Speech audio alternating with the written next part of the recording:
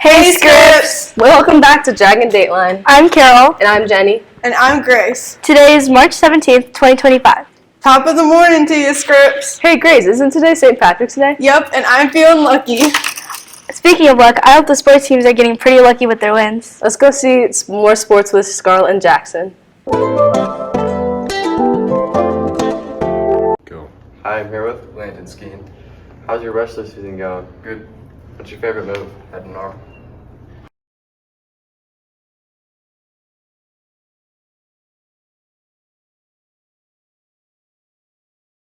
Hi, I'm here with. Will Van Lando. How's your wrestling season going? Good. I'm 6-0. Very cool. What's your favorite move? High crotch.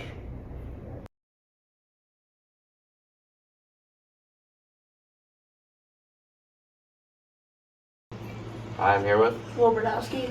How's your wrestling season going? I think it's pretty good and it's really fun. What's your favorite move? My favorite move is the fireman carry.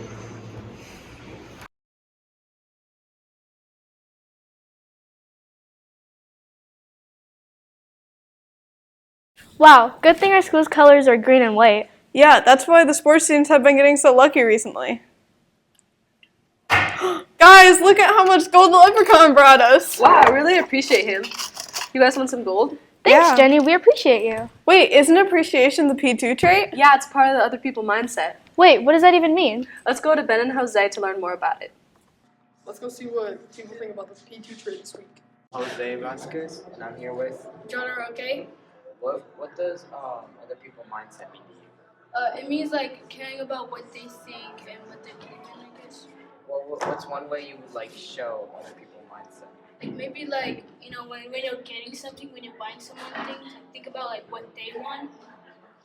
Okay. All right. Well, thank you, Jordan. Here with Jack Bailey. and we're gonna be interviewing about the P2 trade this week. Jack, what do you think appreciating good mothers means to you? Like identifying the good traits in other people. Nice. And then what's a way that you can show appreciating others this week? Like enjoying my friend, you know exactly who you are. Talk about the ornament. Hello, I'm here with Brent, and we're gonna be talking about P2 trades this week. Brent, what do you think appreciating your good mothers means to you? Like seeing how good people are, because there's a bunch of bad people, a bunch of good people. But if you can see what the good people, it's good. If you can see the good bad people, you want to try to help them, it's be good. Alright. And then what do you think is a way you can show appreciating good mothers this week? Like giving someone a compliment so that they can feel good. Stop. Solid. Let's go. I'm here with Carter. Carter, what does appreciating the good in others mean to you? Recognizing the value of someone. What's one way you would show this? Just being kind to people. Guys, I'm so hungry. Yeah, me too. We should all go to eat after this. Yeah, but like, what's even on the lunch menu this week? I hope they have birthday cake. Let's go see what lunch for other birthdays is with Charlie and Caitlin.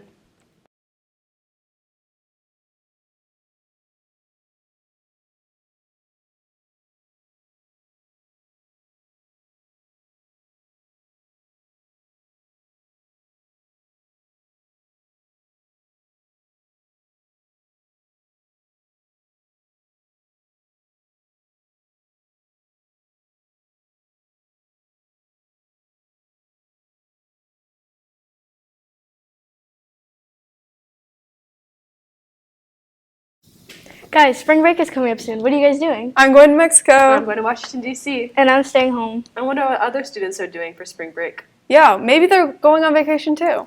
Let's go check out Scripps' plans for spring break with Kate and Brianna. Hey Scripps, I'm Brianna. And I'm Kate. And today we're going to be interviewing some people about their spring break plans. Let's I'm here go. with- This drummer? And do you have any spring break plans? I do. I'm going to Florida. What part of Florida are you going to? I'm going to Siesta Key. Hi Scripps, I'm here with Julia. Julia, where are you going for spring break? Florida. That's cool. What part of Florida are you going to? I'm here with. Mr. Maxfield? And do you have any spring break plans? Yes, we are going to Florida. What part of Florida are you going to? St. Pete Beach. Oh, I've never been there. Alright, I'm here with Gavin. Gavin, where are you going for spring break? Home. Everybody's going some pretty cool places for spring break. Yeah, I think so too. Hey Carol, didn't choir go to a festival last week? Yeah, they did. I heard they got the highest score. Isn't that excellent? It is. Wow, that's so cool. Wait, what even is festival? Festival is when choir groups from high school and middle school come together, sight read, sing, and get a score for it. Wow, that's so nice. Let's go check out pictures from festival.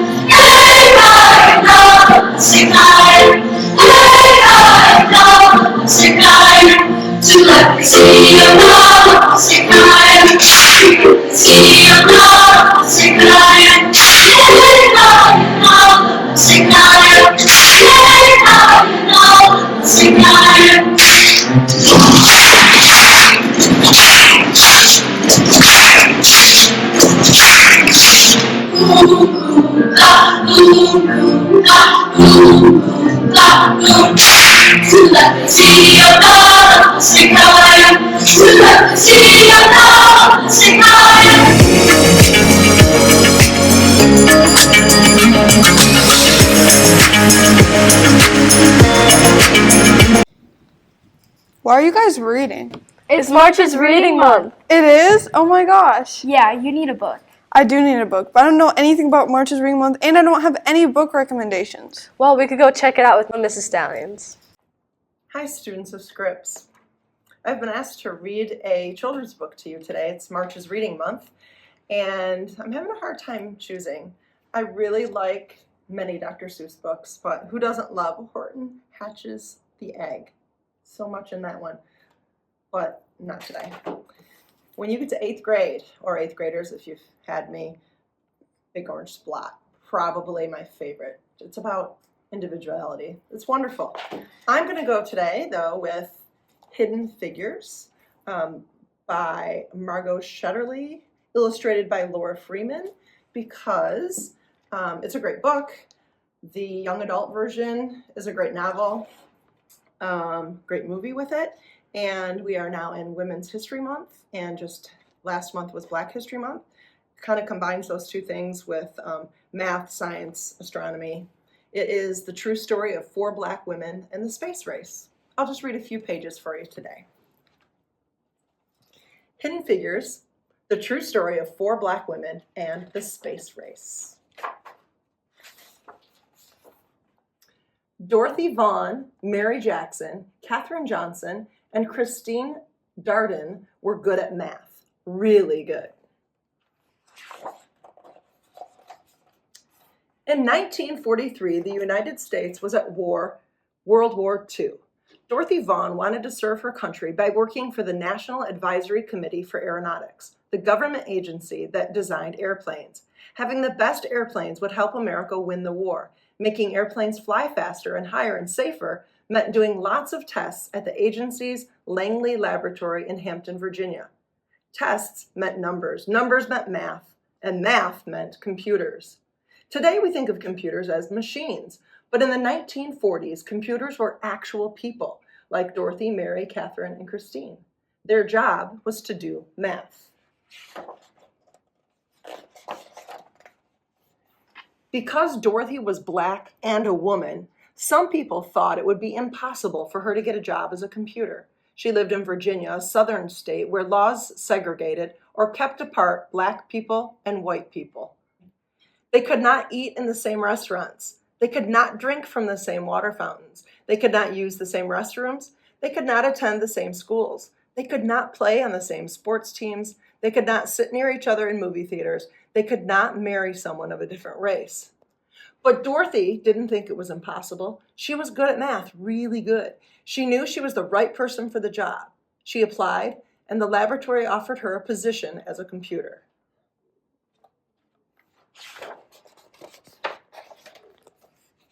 At work, Blacks and whites were kept apart. The white computers worked in one building, and Dorothy and the other Black computers worked in a different building, in their separate office. Even though they worked on the same kinds of assignments, the Black computers and white computers used separate bathrooms and ate in separate lunchrooms. Now, I don't want to keep you for hours, so I'm going to jump to the good part, okay? It's really all good, but we're going to see that each of the women fought through the segregation, the unfair opportunity, and eventually they began running the really complicated machines. This is nonfiction, of course, and so we get into this part about Russia launching a satellite, and then the president then, John Fitzgerald Kennedy, making a statement about the space race, and then eventually they're ready to send John Glenn into space. So I'm going to jump in right here. The people at the laboratory had to work together from morning to night to figure out how to send astronaut John Glenn into space and bring him back to Earth safely. Katherine Johnson knew she could use math to help. "Tell me where you want the spaceship to land, and I'll tell you where to launch it," Katherine told her boss. Katherine helped calculate the trajectories or pathways that rockets traveled through space. She had to plan Glenn's exact route from takeoff in Florida to splashdown in the Atlantic Ocean. There was no room for error. No one was better than Katherine at solving these tricky math problems. Days before his mission, John Glenn wanted Katherine to double-check the machine computer's trajectory calculations to make sure it hadn't made any mistakes. When Katherine said the numbers were correct, Glenn was ready to go. On February 20th, 1962, Glenn blasted off into space, circled the Earth, and made his way home safely. In essence, that would not have happened without the women that are pictured here on the front of the book. Hey, how about a not so serious book? It was a good one, but can I just read you a couple pages from Horton Hatches the Egg? Is that all right? Okay, so, this is about this elephant who's so loyal and amazing, Horton, So here's a point where all his little friends so-called friends are kind of teasing him. "Look, Horton the elephant's up in a tree," they taunted, they teased him, they yelled, "How absurd! Old Horton the elephant thinks he's a bird." They're so mean. They're even laughing at him. Okay, but I like the rhyme, and Sue says, I'm sure you all do. "They laughed and they laughed, then they all ran away, and Horton was lonely, he wanted to play. But he sat on the egg and continued to say, 'I meant what I said, and I said what I meant. An elephant's faithful, 100%. There's definitely a theme in there. Okay, thanks. Well, that's all for Dragon Dateline. See you next week, Scripps. Bye.